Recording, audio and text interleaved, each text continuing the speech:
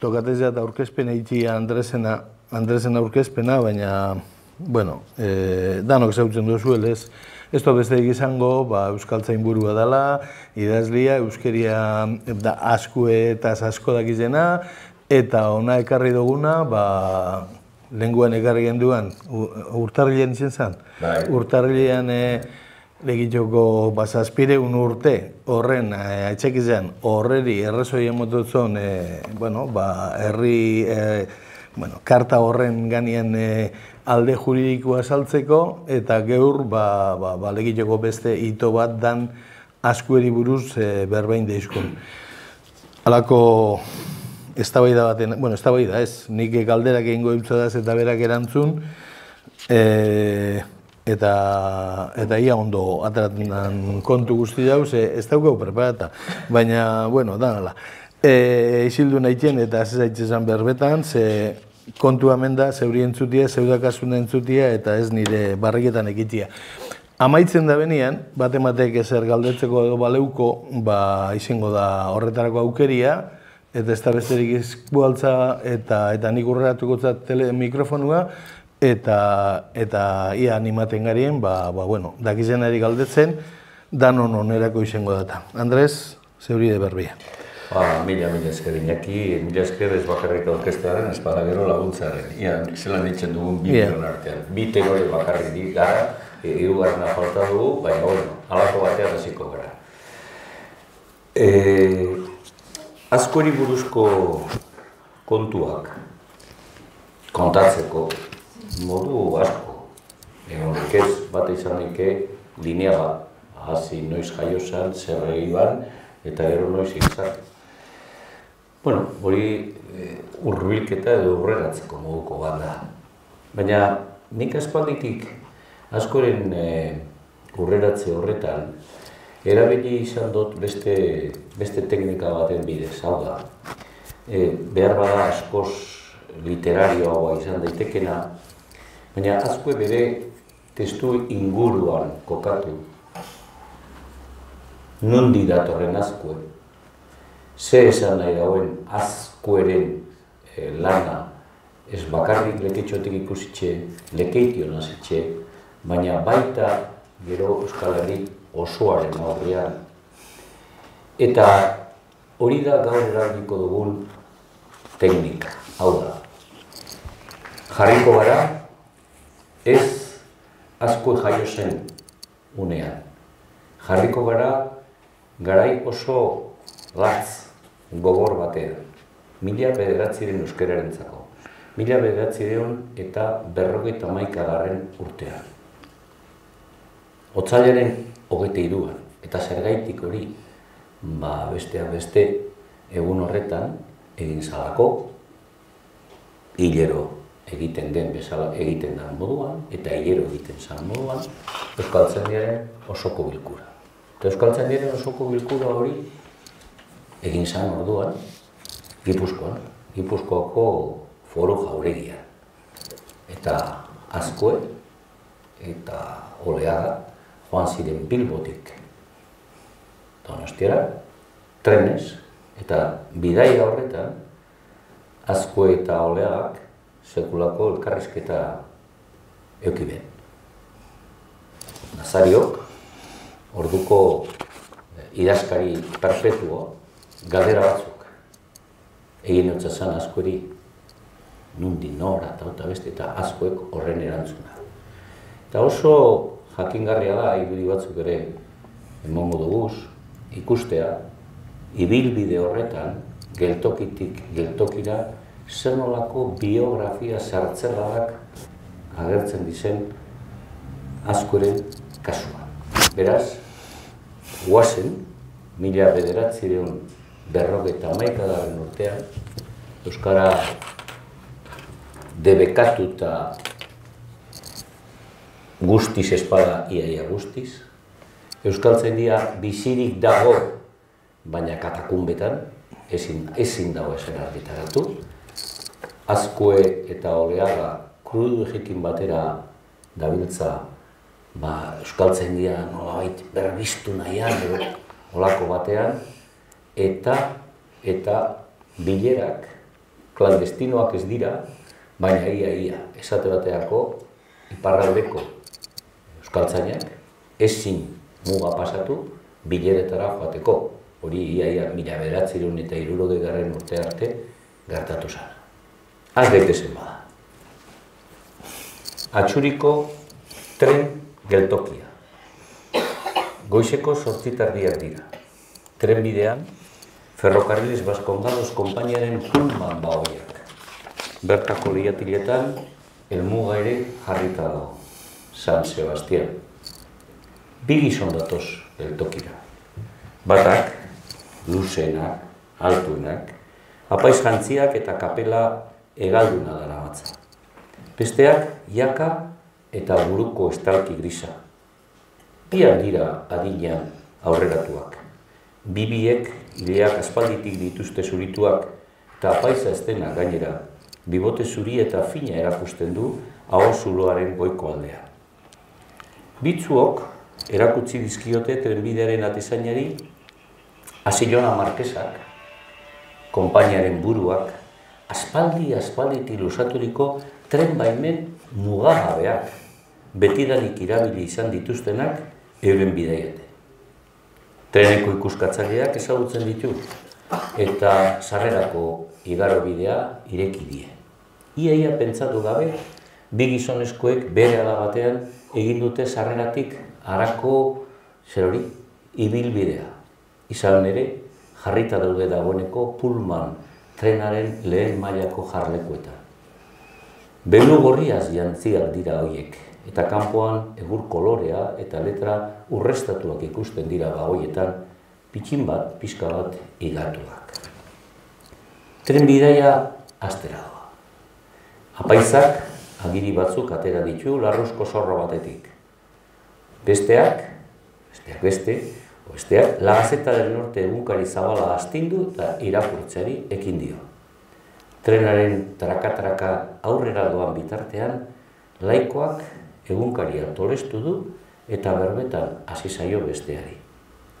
Papatean, eskura ekarri du patrikan daraman agiria euskarazko testua dakarrena eta bere bostean irakurri du. Euskaltzainburu jaunaren aginduz, jakinarazten dizut euskaltzainaren horrengo batzarra Donostia. Ekautaren diputazioaren jauregian datorren ostiralean, hil honen 23an, goizeko 12etan egingo da. Bilbao jartzen du, 1951ko seseilaren 22an, Zadorlaria. Harik laburrena, bere bidaiari galdetu dio. Berorrek uste aldau gauzako bera etorriko direla, gaur Euskaltzaindiaren bileran hainbat urgazle izendatuko dira. Badirudi, jende gaztea datorkigula. Besteak, erantzun dio simiko handirik egin gabe. Ez ezazu horren beste sinetzi giroa hobera datorren. Oraindik asko falta zaigu aurrera egiteko. Apaizak esku artean darabiltzan agiriak gorde egin ditu. Adi daude bata besteari. Tren bagoiaren aldameneko igarobide estutik beste gizonezko batek ikusi ditu biak eta agurtzera doakie. Onresurrezio Maria Azkua Gurgarria, Nazario Oleaga adizkidea, egunon, zer moduz? Biak harriturik samar daude, espaita ohikoa euskeraz aditzea, ageria, 1941 daude. Egunon bai, Aristegi jauna erantzun dute bibiek batera. Elkarri trukatu diote informazioa, bakotxaren nondik norakoak. Azku eta Oleaga Donostira, Euskaltzaindiaren osoko bilkura doazela, hilero batzen den horretara. Bestea, Donostiako bere lantegira, Bilbon negozio batzuk gauzatu ondoren. Aspaldi ezagutzen dute elkar eta inoiz baino gehiagotan lagundu du Aristegi jaunak Euskaltzaindiaren lan eta ahaleginetan. Bigarren kapitulu, Zornotzako geltokia. Trenaren ibilbideko herriak joan doaz. Halako batean, trenak igaro berri duen geltokian Amoribieta Gidoi Etxano CHaz agertu da. Berriro eserita Oleaga jaunak askori galdetu dio. Resurrezio, geure ibilbideetan gutxitan azaldu dizkit Berorrek haurtzaroko kontuak. Nolakoak izan ziren berorren ume garaiak Lekeitio hartan? Egia esan gauza gitxi daukat esateko. Lekeitxon jaio nintzen, 1864 urtean. Ama nuen kutuna eta nirekin bizi ziren arrebak, Aurora, Sol eta Diana, Andrasko gazte eta trebeak ziren. Aitak landekua etxetik gertu, konpainiako Elisa, Moien kolegioa inguruan nituen, euskeraren non nahi eta egunerokotasun osokoa. Bagenuen etxean soso edo perruketa berbatia, herriak Azkueneko loroa deitzen zuena. Perruketa horren leloa ere ezaguna zen Lekeitxaren artean. Azkueneko sosoa naiz ni, urra Pepito. Txoritxan, arrainetan, zertan ez nintzen ni ibili umekondo nintzela. Laguna ere aproposan nuen, Kandido Basabe, gerora zona handiko jesuita eta euskal idazlea izango zena. Eta ikasketak zer? Oleaga dizkidea ni ikasketa munduan alor desberdinetan aritua naiz. Aita Eusebio izenekoa euskal olerkari fina nuen eta Lekeitioko nautikai eskolan irakasle. Harenari jarraitu nahian, ibili nintzen hasieran, baina gero apaiza izateak hartu ninduen eta apaiztegirako bidea hartu eragin ere. Gasteizko apaiztegian lehen, Salamankakoan gero, 1888 urtean amaitu nituen ikasketak. Musika ere bertan landu nuen eta teologia doktoregoa Salamankan eskuratu 1883 urtean. Bizitzak, hala ere, beste zeregin batera eraman ninduen eta laster euskarazko irakaskuntza izango nuen bizimodua. Zelan gertatu zen hori? Uste kabean. Garai hartan Bizkaiko Foru Aldundiak deialdia egin zuen euskarazko katedra sortzeko Bilboko institutua. Ni apaiz izateko puntuan nengoen eta nire arrebek berala idatzi zidaten esanez katedra horretara aurkeztu behar nuela nire burua. Beldur ziren kontizu ni apaiz joango nintzela herri txiki eta ahaztu batera eta zeregin duinagoa nahi zuten niretzat. Esan eta egin. Testu batzu prestatu eta hor agertu nintzen hautagai moduan. Nirekin batera, Unamuno, Sabino Aranagoiri, eta beste Azkue, eta beste hautagai bi, Luis Iza eta Pedro Alberdi. Azkenean aukeratu izan nintzen eta berehala lanean hasi. Zaratatxu, beraz, zu hautatu izana? Bai, halaxe izan zen. Unamunok alde egin zuen Bilbotik, eta bere ibilbide akademikoa jarraitu zuen Salamankan. Aranak ez zuen emaitza modu honean hartu. Nik katedra horretan saiatu nintzen luze zabal. 1903 eta 1903 urtean hiztegiarekin hasi arte. Orduantxe izendatu zen nire ordezkoa eta Ebaristo Gustintza Kirikino izan zen luzaroa katedra horren eramailea. 3. kapitulua. Zumaiko geltokia. Urlo eta Txomin Agirre. Trena Durangotik harago doa. Gipuzkoan sartu da eta laster datoz, Deba, Zumaia. Musika ere berorren bizitzan garrantzi handikoa izan da. Jakina, beti izan dut musika atsegin eta jakingarri. Etxetik nekarren saletasuna eta Lekeitxoko Elizan eta geroko apaiztegian areagotu egin zitzaidan. Abestiak, konposizioak eta abar izan ziren niretzat ohikoak. Musika ikasketak ere mota desberdinetakoak egin dituen eta beti eredu izan nuen musika germaniarra, batez ere Wagner handiarena. Ze musika mota? Hasieran erlijio musika, baina gero bestelako musika ere ondo nituen. Horretarako ikasketak egin nituen Europan zehar. Batik bat Alemanian, eta horrek ekarri zituen nire Bizkaitik Bizkaira zartzuela. Eta harrezkero nire ope, eta hortzuri, eta urlo, hortxe bai. Urlorekin izan nituen sekulako porrotak, eta gauza guztiak usteko puntuan egon nintzen. Zorrak ere egin nituen, Txomin Agirre idazle Ondarroarra eta nire lagun bina izan zen orduko hartan nire salbatzaile eta adiskide paregabea. Txomin Agirre idazle Ondarroarra? Nola gertatu zen hori? Bai zuzen be, Zumaian, bertako tren geltokian. Banentorren ni Bilbotik gogoa gabetuta eta Loiolara edo Erbestera joateko asmoarekin. Jesuita izatea ere pentsatu nuen. Urlo operak izan zuen arrakasta ezaren ondorioz. Aspaldiko adiskidea Txomin Agirre apaiza tren geltokian zain zegoen eta bere etxera eraman ninduen. Zumaiako monjen konbentura, hango kapilagoa baitzen.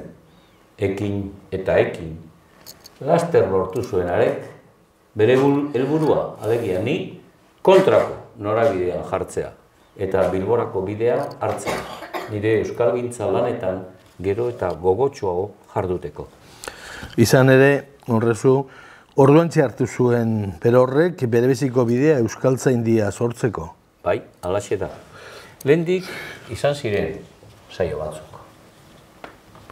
Baina saio horiek ez duten izan, inolako arrakastarik izan. Iaia 1901 urtetik aurrera jardun genuen halako akademia bat sortzeko puntuan. Baina azkenean, 1917 urtean, Ramon de la Sota Bizkaiko Foru Aldundiaren gobernua eskuratu eta abiadan jarri zuen prozesua. Eta 1918 urtearen hasieran, akademia sortzeko, euskerazko akademia, euskerari buruzko akademia sortzeko alegina. Beste aldundiek, Araba, Gipuzkoa eta Nafarroa batera etorri ziren, eta Oñatiko biltzarraren ondoren Eusko Ikaskuntzak lehen 4 euskaltzain izendatu zituen.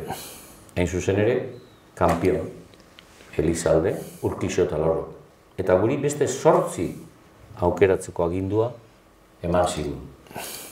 Aginduri betetzeko urtebetean aritu ginen, eta azkenean 1919 urtean, udazkenean Txomin Agirre, Brusen, Lande, Intzagarai, Agirre, Landerretxe, Euskitza, eta Olabide izendatu ziren. Eta hor eratu zen, lehenengo euskaltzaindiaren osoko bilkura. Eta euskaltzain burua noiztik? Eratu eta berehala bilerak egin ziren euskaltzaindiaren karguk izendatzeko. Eta hor, bigarren itzuliko boto emote batean hautatu izan nintzen. Gainerako euskaltzainei ere eskerrak eman nizkien eta argi esan, iraunkor eta gogotzu bagera, azken on batera helduko dira gure lanak. Zeupe, oleara, ondo gogoan izango duzu ekitaldia, bertan urgazlea izendatu izan zinen Bizkaiko herrialdetik. Jakina, eta gaur arte horri biligara bibizok euskaltzaindiaren lan eta eginaletan, murgildurik. Baina horrezu, zein zen helbururik behinena akademia sortu berriarentzat? Zalantzarik gabe euskararen batasuna. Horretan jardun genuen, buru belarri, urte luzetan, eta egin ere hainbat saio egin genituen. Datuak bildu. Euskara bizia aztertu, eta bateko, eta besteko, ikerketa kabiarazi, eta gauzatu euskararentzat zein izan zitekin irtenbiderik onena asmatu nahian. Kontrakoak ere izan genituen, eta ez gutxi. Azkenean, urte batzuen ostean, halako proposamena argitaratzeko gai izan nintzen. Izena Gipuzkera osotua eman nion, eta hain zuzen ere Gipuzkeran, erdiguneko euskalkia zen neurrian eta euskaldun guztientzat behar bada ulergarriena ikusi nuen nik giltza eta gakoa euskararen batasunerako. Bestelako euskalkien osagaiak erantzita argi dago, artean esan beharrik ez dago, osterantzeko lanak egin nituen, hala nola morfologia baska, neologismos formados a invitación de otras lenguas, mendibururen idazkiak eta idaztankera, batasunaren bidea, egia esan, euskaltzania sortu zenetik, hilero joan izan naiz, batzarretara eta nire lanak aurkeztu. eztabaidatu, eta gainera euskaltzainekin batera euskararen alde lan egin dut. Zu ere, Oleaga, esaten dudan honen lekuko egokia zara. Jakina, eta euskal literatura be aparte ez. Hori da, literatura baino gehiago nik esango nuke euskara bera doitzea eta egokitzea halako zereginetarako. Herri ipuinak eta historiak beti atsegin izan zaizkit. Horra, esate bateako, Euskal Herriaren jakintzako 4 liburu lodikoteak, baina horretiaz be, erlijio prosaz kanpo banitxuen nik eginak beste batzuen artean, harako narrazioak eta oler elaberriak. Gran Kanton, behin da betiko eta ororen gainetik, ardi galdua gertu irudia. Hori 1918 urtean argitaratu nuen, eta atarian hauxe jarri nuen. Ni jaio nintzan, uri honetako mintzoa, Euskal Herriko una, muina, balitz, nire posa, lehen ikasi nituen hitzaiek, berbatzu haiek, arrazointzat hartuta, lan eta lan egitea. Espainiako akademian ere, akademikoaren izendazio erdietzi zuen berorrek. Bai, eta inork espero gabe gertatu zen hori. Harek ezien denbora honak. Primo de Riveraren garaia zan. Primo de Rivera, diktadore txiki bat zan, antzadanez gero etorri zanaren aurrekari ederra. Eta hark euskara debekatu, baina aldi berean dekretu baten bidez sortu eta izendatu zituen. Baina ez botazio baten bidez, ez bada dekretu baten bidez, gaztelaniaz besteko hizkuntzetako akademikoak, Real Akademia Espainola erakundean sartuko zirenak. Euskarari segokion alorrean, Julio Urquijo eta biok aukeratu izan zinen 1927 urtean. Eta sarrera hitzaldia urtebete geroago irakurri nuen. Algunos rasgos característicos de lo vascuence comparados con los de otras antiguas lenguas izenburupean. Orduan txetik naiz akademikoa, gutxitan parte hartu badut ere, erakunde horren zereginetan. Oleaga, alabaina, ezin isildu, eta askori beste behin ere galdera egin dio. Horrezu, berorrek nola egiten zuen horren beste lan, batera eta bestera joan, euskararen xehetasunak bildu, idatzi, argitaratu, berorren burua eta ordutegia ondo atondu behar, ezta? Oleaga, Bilbon urte batzuk igaro ondoren, 1800 eta 85 urtean hasi nintzen kanpo volantin kaleko 15 zenbakian bizitzen. Goizetik jeiki, San Nikolas elizan goizeko 6 mesa eman, eta euskaltzen dira lanera. Etxean bazkaldu, eta ostera ere euskaltzen dira iluntzean etxera itzuli arte 9 inguruan. Arrosarioa errezatu, zehozera faldu eta 10 lotara. Horrek, baten dit aukera, esate bateako Bilbotik kanpo ez nagoenean, 4 ordu ugari egiteko, jendea hartzeko eta abar. Oraindik ere gogoan daukat esate bateako, 30 urte direla nola etorri zitzaidan Jan Etxepare mediku Baxen Nafartarra eta ospe zabaleko euskal idazlea. Liluratu zitorren, ura Bizkaiko ekimenaz, Bilbo handi horren aurrean. Eta are liluratu bibiok hark idatzi zuen bezalaxe gure arbasoen mintzaian, mintzo ginenean. Goiti beti, euskara izan genuen izpide eta helburu bakarra eta gure hizkuntza bizkortzeko biderik esanguratzuena honetara labur bildu zuen hark. Egun guzietako bizipideari darrazkionez, irakurgai batzuen egitea zuhortzearekin neurtu eta satituak, gozotasun berezi batekin, landuak edo lantuak alaber. Ederrak hitzak, baina horrezu, bizimodu hori oso aspergarria izango zitzaion berorri. Atxeden aldirik edo nunbaitetik izan behar, ezta? Oleaga jauna, ez naiz ni olakoetan ibiltzekoa. Gorputzez ez naiz txikia. Handitsua baino. Pisuan ere oraintxe nago jetxia, baina lodia hori izan naiz. Jokaera bakarra rap eta bako utzak eta hautzak hartzean nuen. nahiz eta azken aldi hauetan zigarro batzuk ere erretzen hasianaz. Horrexetik, eta burua gorantza jarrita, eramateko ohitura dudalako nire herrikide Lekeitxarrek, halako ezizena ere jarri zidaten, Labe Garaiak, Altos Hornos, goi mailako Sestao eta Barakaldoko altzairuzko lantegiaien moduan. Banaz, bestela, euskara egokiaren zalea. Horrexetik, herritarrei esaten diet, eurekin hizketan ari naizela, guardasola baino, obedela aterkia esatea, eta eurek, ni sotana eta guzti jantzita ikusten nautenean, apur bat beldurtu egiten dira. Baina tire, zehoz eroki behar. Trena zarautzen gelditu da, 5 minutuko aldi baterako. Oleaga Leiatik begira dago. Urrunean itsaso lainotzu dago eta eguraldia goibel dator. Abagune egokia iritzirik, galdezkari zaio berriro askori. Horrezu, eta gerran zer, nola izan ziren kontuak? Inoiz halakoa kontatu dizkit Behorrek, baina urte batzuk igarota gauza bera uste aldu.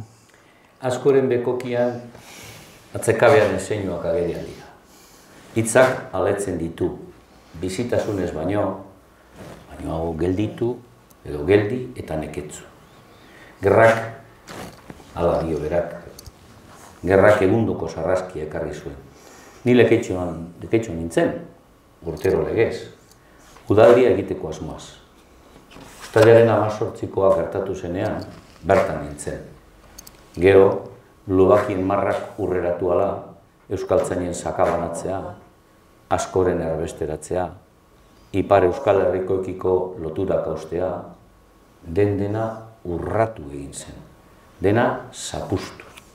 Euskaltzaindia bera kolokan jarrita. Bilbora nintzenean giroa guztiz bestelakoa zen.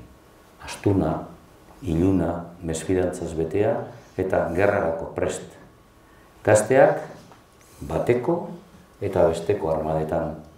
Adinez aurreratuak, arduraz beteak, bombardaketak, kartzaletan hilketak, gerrako lubakietan hildakoak eta erailak.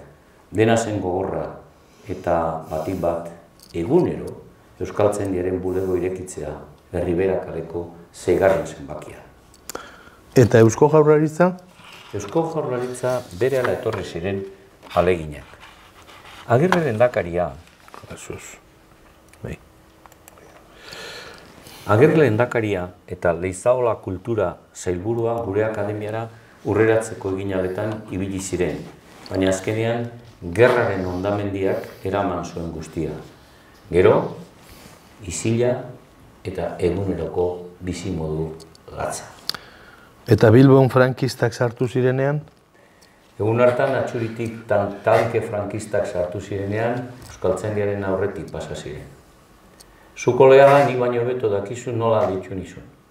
Berehala esan genuen Ariltza alkate berriarekin, hitz egiteko aukera eta haren laguntza xumea. Eta garrantzitsuena akademia irekite izateko erabakia eta sostengoa. Garai letzak etorri ziren gero, Hori zeupe badakizu. Bilbon beste inor bere zela, gubiok aurrera eraman behar izan genuen Euskaltzaindiaren eguneroko bizimodua. Agintari berriek bizi irauteko behar genuena osta-osta ematen zigutela, batetik bestera ibili ginen modu apalean. Hiztegigintza izan genuen helburu nagusia eta gaztelenetik euskararako hiztegia egitea, Neronek garai batean egindakoa oinarri hartu eta itzulia emanez.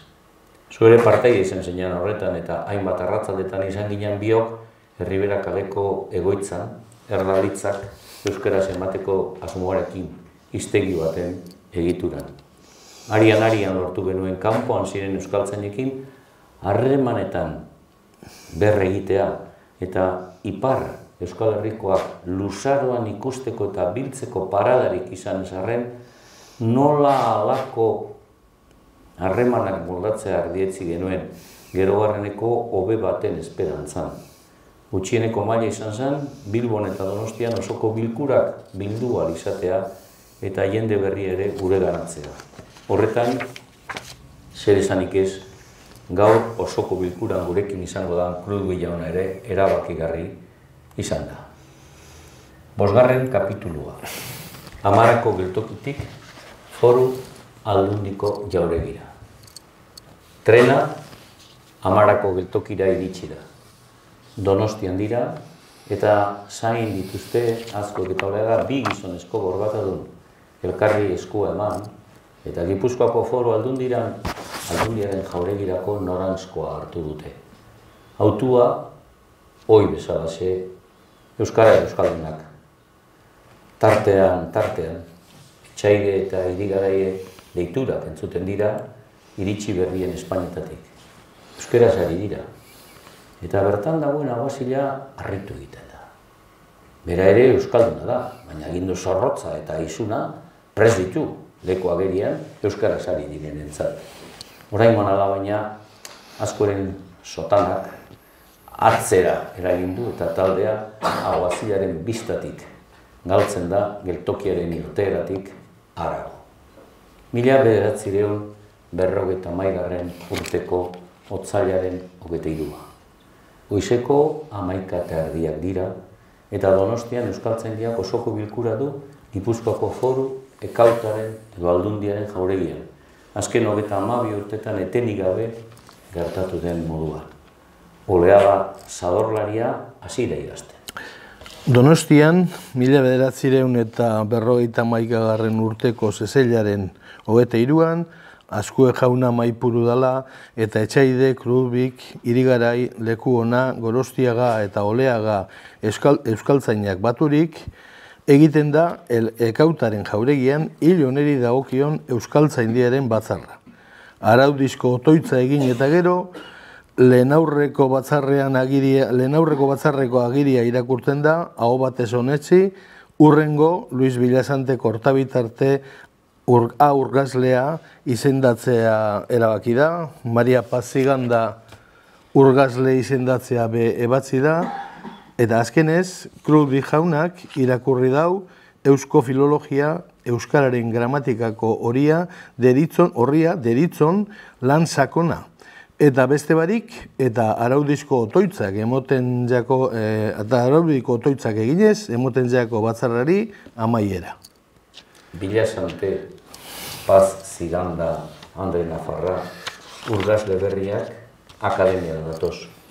Berrikuntzaren garaiak nabarmentzen hasi. Post-eskriptum. Asko hila. 1951 urteko azaroren 10 da, eta Bilboko prentza kioskotara aurreratu direnek La Gaceta del Norte egunkaria erostera goizean goiz jasotzen dute Azkue esenaren heriotzaren berri. Azkue hilda. Madrilen ere, ABC egunkariak honela jaso du albistea. Bilbao, 9. Esta tarde ha fallecido el sacerdote don Resurrección María de Azcue a los 87 años de edad. Famoso filólogo, era presidente de la Academia de la Lengua Vascongada y miembro de número de la Academia Española. Recientemente cayó, como se recordará, a la ría, y de resultas de dicho accidente le ha sobrevivido la muerte. Amaitzen du zifra, hori da albisten agentzia ofiziala, baite erregimenarena, eta horren bitartez zabaldu egiten da estatu osora Azkueren heriotzaren berri. Halako batean, 5 urte geroago, omenaldi hunkigarria Bilboko hiria. Islarien artean, Nazario Oleaga, Beñola, Azkueren lagun mina eta tren bidaietan bidaide aparta.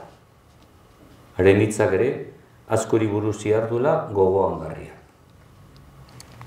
Naimena, guramena, sendoa, gogorraukan. Zetatzua, bai, baina ez zetatia. Eztabaidako gaia ganoraz eta egoki azaltzen jakonean, baekian arek bere burua makurtuten eta bere autu lagunen aburura iritsira menderatzen menpetzen. Norbaitzuk bere soina ondiz lerden zabala ikusirik, arroa eta zanen susmoz egin zeitezke zan, baina etzan olakorik. Bestelan, oso apala eta leuna. Eta hor bukatzen da bidaia, hor bukatzen da gure arteko elkarrizketa, eta hor duzue, garai horretako, hasierako euskaltzaindiaren osaera bat, eta jakina, askoek gehiago ezagutu nahi baldin baduzue, haren obra guztiak gaur egunean digitalizatuta daude, haren gutuneria ere digitalizatuta dago, eta nik esango nuke guztiz eta haren argazkiak ere digitalizatuta daude, eta bide horretatik nik uste merezi duela, behar bada, Lekeikiok kulturaren ikuspegitik eman duen personarik, edo nola itxiko Lekeitiar, gorenena ezagutzea eta sakontzea. Gaur behar bada, beste garai batean, beste aldi batean bizi gara, eta askoe apur bat, ez dut esango sokoratua, baina asko baino geroagokoak baldin badira, eta askoren eta euskal kulturan ere zorionez beste ikuspegi batzuk ere, eta beste jokamolde batzuk, beste espazio batzuk jokatu alizateko badira, baina askoren irakasbidea zerbait baldin bada, bere jakina, bere fedeaz eta horretaz aparte, da hori. Euskararen alde, euskararen mesederako eman zuen berak, bere bizi guztiak, eta jakin zuen aldi berean herritarra izaten, goi-mailako jakintzua izaten, euskaltzale izaten, euskalduna izaten jarraitzuaz. Besterik ez daukat esateko, eta, bueno, laburra izan naz, eta laburra izan gara. Eta orduan, zuek esan, segur asko zuek gainera albistak eta notiziak izango dituzu askori buruz, ni baino askoz gehiago. Esan behar dut, amaitu baino lehenago eskertu egin behar dut, alde batetik Euskaltzaindiaren biblioteka, asko biblioteka, hainbat eta hainbat material hortik atera ditugulako. Eta baita ere, ezagutu behar dut Eusebio Urkiaga. Eusebio Urkiagaren eta askoren arteko relazioa oso berezia zen. Eusebio Urkiaga, orduan hasi berritan, askoe veteranoa, eta orduan askoek ikusten zuen Eusebio hori berak kontata dakit, ez da nik asmatua, ni ez nintzen momentu horretan, baina nintzen jai ere, baina kontua da, bizka bat, Eusebio bazeukan hori, bestea, hartze bada, alako, ni veteranoa naiz eta zu hemen ondino umekondua zara, azten hasi gara eta beste, baina, nik uste azken baten berak miretzi egite bala asko, eta oso gauza eta anekdota Eusebiok esango moduan gertaliskia, ez gertaliskia. Eta Euskaltzaindiak bere urrezko estaiak eta abar eta arantzazuko horreza aipatzen da, gora eta bera, eta baina ekitaldi bat egin zuen hemen. Ekitaldi bat egin zuen askoren omenez, garai hortan, eta Eusebio Urkiagak ekitaldi horretan egin zuen bere sarrera hitzaldia. Gure Miren Agurrek egin zuena orain dela denbora gitxi, askoek egiban bere sarrera hitzaldia. Eta bere sarrera hitzaldia oso polita da, hainbat eta hainbat datu moten dituelako, bera, zer nolako nahasketa, konponketa eta ibili behar izaban Euskaltzaindia sortzeko. Politikaren aldetik ibili behar izan zituen batea, bestea, eta beste.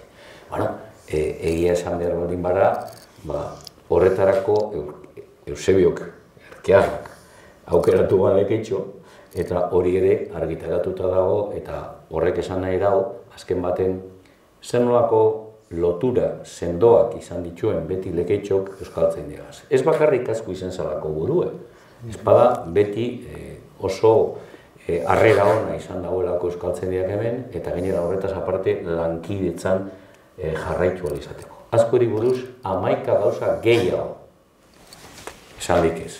nik laburpen bat egin izan du askoz gehiago. Eta baitxebe, esango bautzuet, orain dela denbora txubat, Sabino Madariaga lagunak, bigalduztazan retratu batzuk, non agertzen da, justo gerra horreko bilera batean, Amentxe udaletxien, Azkue eta euskaltzain guztiak bilduta, txistulari, aguazila, unbekondo guztik endutzketzket eta iriziloaz, eta azken baten, Azkue da buru eta da irudi klasiko.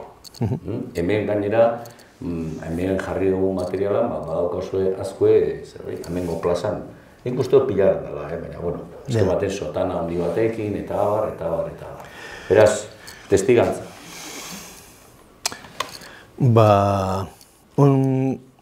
Galderen txanda da. Batematek ezer galdetzeko badauko, emeta, ja. Bueno, inork ez badauko, ni baitxut pare bat. Egiza da, Agir edo Azkue errekara jauzi zanean, batematek salto egin, eta esan eutzala aldeik emendik, ni legitxarren nazen egiri badakitxeta. Eta bigarrena... Azkue esan itxo, Ja, bai. Zikatea zan. Eta periodikoan agertu zan notizia izan zan, hori nolabait Azkue laguntzea bere burua, botamana erreka dut abesti, horre kartera ostutzen. Eta hori izan zan notizia periodiko, le robaron la cartera a la persona que se lanzó a la ría a auxiliar al presbítero Azkue. Lehenko gurean ibili nintzen, abezen, pixka bat errepasatzen, albiste izan zen, le robaron la cartera. Ja. Bigarrena, sakonagoak aso. Azkueren gipuzkera osotua, ez dakit geusatu zen, ala ez, gaur egungo euskera batuaren aurrian zer itxi izango ban Azkuek? Azkueren gipuzkera osotua izan zen, zoritxar baten historia. Mila beratziren amazortzi, mila beratziren emeretzian hasi zirenean pixka bat euskaltzainia osatu zen, eta lehenengo eta behin, euskararen batasuna zen helbururi behinena. Hau egin behar dugu, ze bestean euskara eskuetatik joango zen. Ez dugu zen. Baina horretarako, argi egoan zen, leku guztietako euskarak hartu behar zituztela, eta karro lehenengo eta behin bildu egin behar zirela. Eta horretarako iben, alako gaur egunen esango genuke atlas linguistiko bat. Orduan izan zen erizkizundi dukoitza. Eta izan zen, galdetegi bat. Herri bilizien, ze beste gauza bat, astudiatana izan da, ezin izan dudan sartu izan da, Azkue etnografoa. Azkue, hain zen ere, herri ibiltzeko hitzak batzen, Azkuek korresponsalak zituen, baitere Zuberoko puntan, edo baitere Ronkaleko puntan. Eta Mariano Mendigatx esateteako erronkarieraren testigantzak azkenan ditugunak dira, nolaiteko biziri zegoela erronkarietan, dira Azkueren korresponsalaren. Korresponsala horiek ezien bakarrik linguistikoak, gero aholkuak, eta mesedeak, eta eskaten dut zen, Azkue eta Azkue biltzen zan batea bestetik, gomendiozko kartak idazten, este mandale no seke, este mandale no seke, hangizu, dukan, una oficina de contactos, esaten dara. Eta orduan, Gipuzkera osotua sortzen da Bigarren Republikaren garaia. Justu gerra baino urte 2 lehenago. Egia da, Azkue bilizala horko materialak zatika badabe argitaratzen. Baina gero osoik. Eta Gipuzkera osotua sortzen da une jakin batean. Oraindik ez dago autonomia estatutua. Autonomia estatutua lortuko da gerra denboran, baina ja berandu da, esan didot. Honek Leizaolak autonomia eratu egin behar dagoenean, behar da euskeria. Ze, klaro, boletina esatateako 2 hizkuntzetan agertu behar da. Hainbat eta hainbat gauza 2 hizkuntzetan agertu behar ditu. Eta oso estrategikoa da, Leizaola izatea alde batetik justizia sailburua eta kultura sailburua.